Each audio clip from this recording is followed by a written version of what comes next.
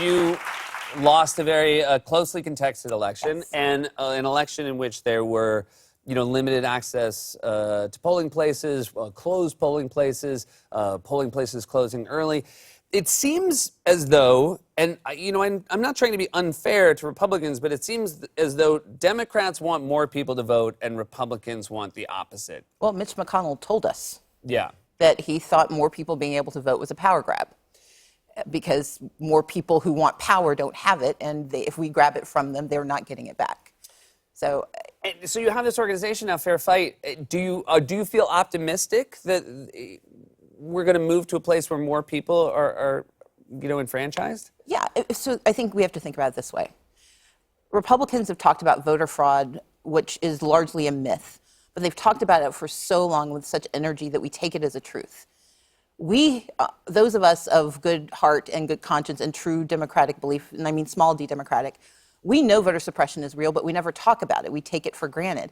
My belief is that by calling it out and by using my non-concession speech and my sense actions to demonstrate that we can fight back, that we can actually reclaim our democracy. We've been practicing at democracy for a really long time. America gets it right most of the time, but when we stumble, it is really bad. And my belief is that we've got enough of us of good conscience who will fight to make it better.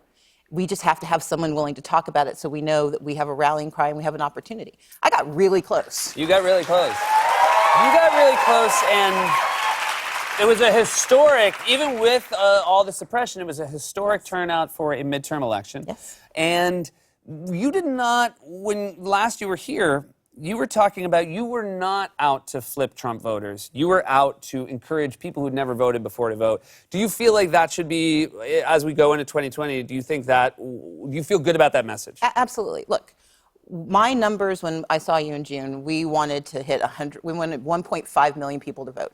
We got 1.9 million, so we really did good. Yeah. But what undergirded that is that we tripled the number of Latinos. We tripled the number of Asian Pacific Islanders. We increased youth participation rates by 139%.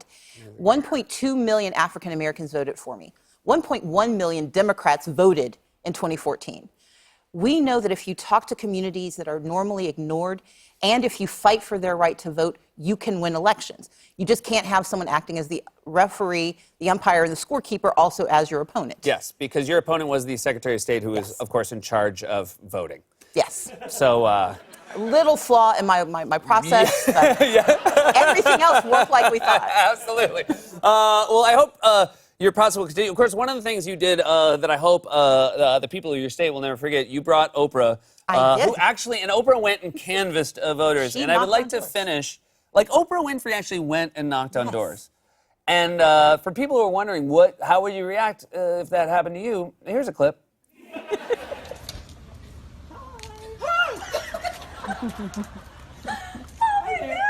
Hi, Denise.